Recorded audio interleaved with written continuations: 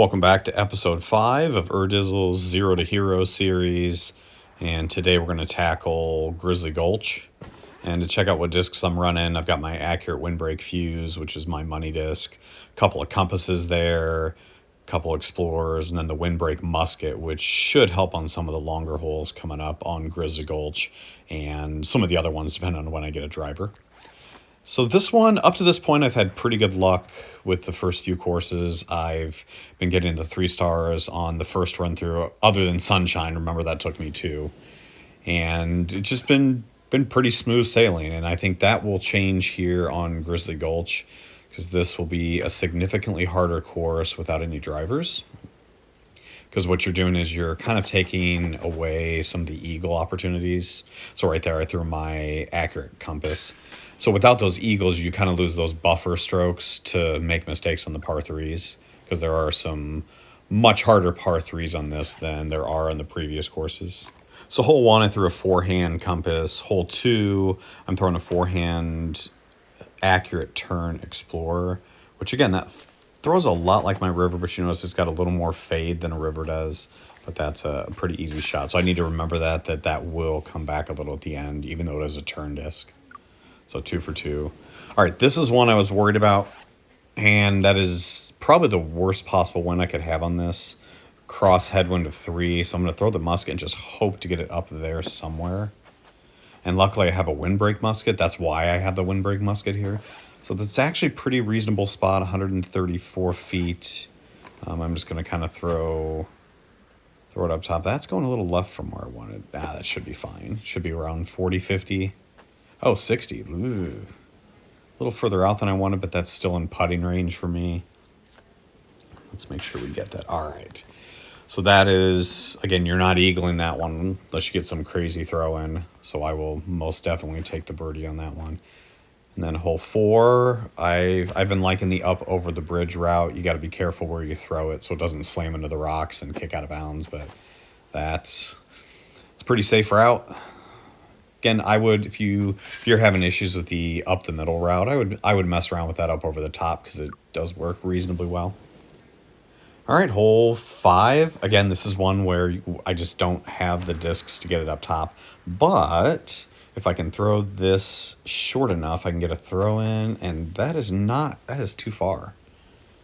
So I was hoping to get a throw in here, and that is just, I'm too close to the wall, so I'm just going to have to putt this one up here and probably take the birdie.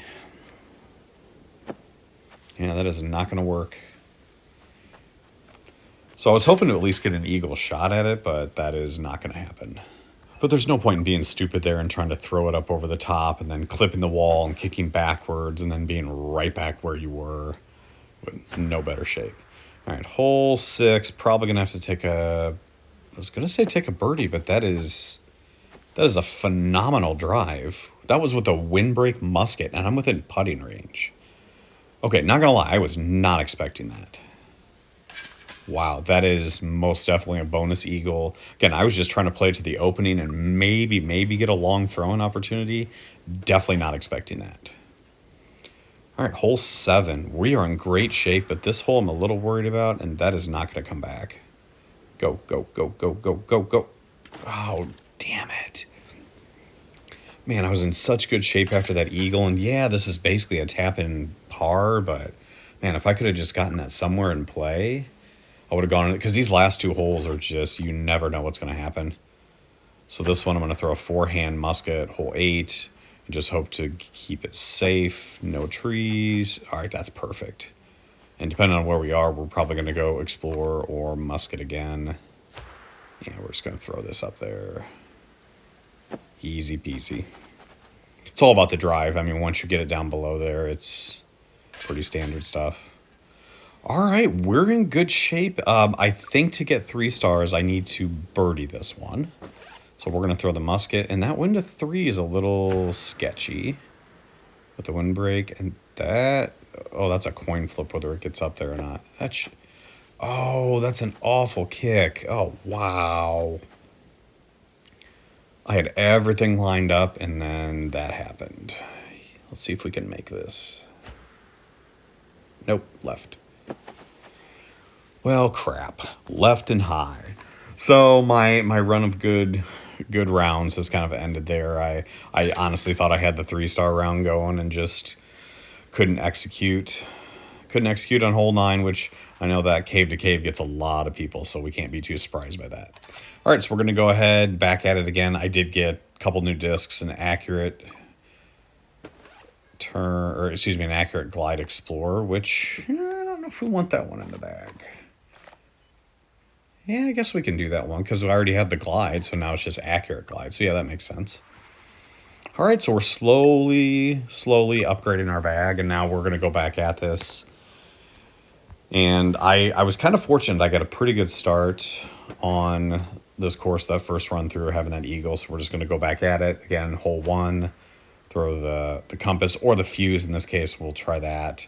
And we're just, with the wind, normally I throw the compass, but since the wind was 3, I thought the fuse would kind of get pushed down into it. And because the fuse, remember, if you throw it forehand, will flip over a little more, but with a right to left headwind of 3, it'll have a tendency to push back. All right, hole 2, we're going to go ahead and throw the Explorer. So yeah, so overall, this kind of, I mean, these are pretty standard shots, so I can just talk normal here. So this, I think, is the first course where you really, well, I guess Crow's Nest too, where new players will start having difficulty, because I know I have some experience with Crow's Nest. I mean, and let's be honest, that Crow's Nest round last video, I probably would have taken a couple rounds to 3-star that if I didn't, was at hole 7? The par 4 where I went OB, and then I had to throw it from the drop zone. Most new players aren't going to be able to do that. So I think that will be a slightly harder course. But this one, I think Grizzly Gulch is going to be the one that really eats people up. Because I think you have to birdie every hole. So you have to go 9 under to get the 3 stars. And there's just a lot of tough par 3s. And even this par 4 I'm on right here, like if you don't have the musket yet, or you're not used to using the musket, I mean, even that first tee shot can be treacherous. Same thing with hole 4 here. I mean, I played up over the bridge, which, again, most players are probably not going to do that. They're going to go up the gut. And at this point in time, the only discs you have... Oh, that was crappy. So that's one example with the wind. I just didn't put enough turn on it, and the up over the top route did not work. So we're back at it. But I mean, just you're probably going to use an accurate Explorer, but I think that's one of the good lessons for newer players is try to emphasize getting those accurate discs. So when you get to courses like Crow's Nest and you get to courses like Grizzly Gulch here and some of the harder ones, those accurate discs really add a level of consistency that most people kind of take for granted. They think, oh, I'm going to throw a Glide windbreak musket, which is a good disc. I'm not saying it's not, but if you can have an accurate modifier on a disc, you absolutely want to do it every time. It just makes a huge difference. Yeah, so we went from a 5-minute, 1-round video on Crow's Nest to this is becoming a marathon, and I hope I don't have to break this into 2 videos because that would really suck.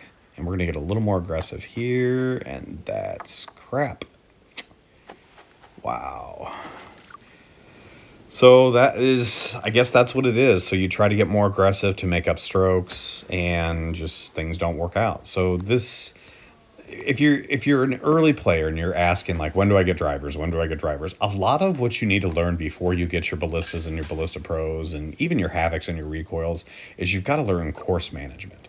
It's like regular disc golf. I mean, I've been playing disc golf now for 20 plus years, and you learn course management, when to be aggressive, when not.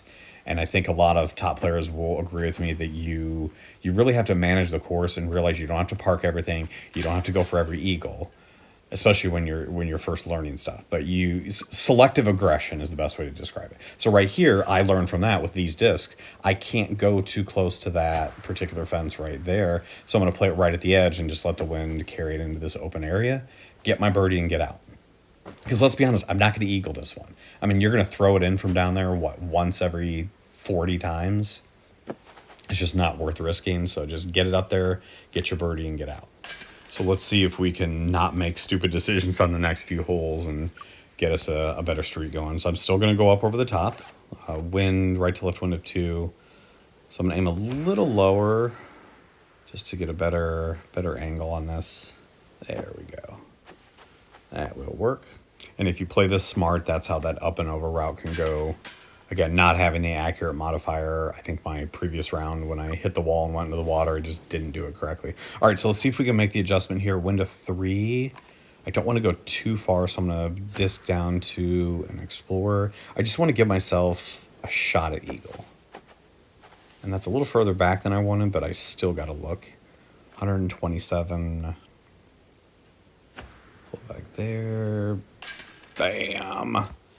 That is the difference. So even though I'm 50 feet further back than I was before, I got the Eagle. Just giving yourself a shot at it. So let's see if I can duplicate the success from last time, and that most definitely is not. Oh, go, go, go, go, go, go, go. Ooh, okay. So this is where I had kind of envisioned last round going 103, but 3 wind. I got to be careful here. Oh, it's left. Oh, God. That would have been a nice buffer to have Eagle, Eagle. Go, especially going into this one. So this, I just got to keep this one in bounds. So we're going to aim a little lower and a little left. Oh, did I do it again? No, that should be good. So just keep it in bounds, go up the hill, slide down. So if I get this one, I'm pretty comfortable. I've got myself a little buffer. I know I keep using that word. I love the buffer where you have those strokes to play with. You know you can make mistakes and not have to worry about any major errors. Although this one, so again, all I want to do is keep it in bounds. No trees. No, no, no, no, no, no, no, no, no, no, no, no. Okay, that was fortunate. Behind the bush. No, I'm not. I'm perfect. Okay. So again, we're going musket. I am way here to the right, so there's no chance for it to go out of bounds to the left. That's the thing. Play it safe. You've got that hill to work with. There's no point in getting aggressive and trying to run it and then having it skip down the hill left into the water. And then basically in this scenario, you're round a shot. Okay, so I can par this hole, but I don't want to par it. I want to birdie it. So this is a significantly harder wind. So I had a wind of 3, a tailwind of 3. Come on, kick up, kick up, kick up. Oh, no. Okay, we're fine now. Because before, I did the same thing. I had an eagle, but I had a par on hole 7. So here... Oh, man. That's okay. Get your par. I am okay. So this hole got me a little bit, which I'm not surprised. But I got my 3 stars, and I'm done. So that took significantly longer. This video was quite a bit longer in getting the 3 stars, but I think it was worth it. So let's see what it gave me. And that's why we do it. So we now have a recoil.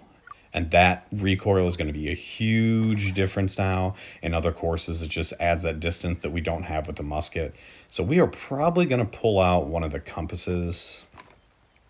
Yeah, so let's get rid of the accurate compass, keep the accurate glide, put in the recoil, and there we go. So our bag moving forward, we got the fuse, compass, pair of explorers, the musket, and now the recoil. And we're going to have to decide in the next episode what direction we want to take, because we don't have to do the courses in order. And the next tier up is Owlwood, and I don't think with these discs I'm quite ready for that one yet.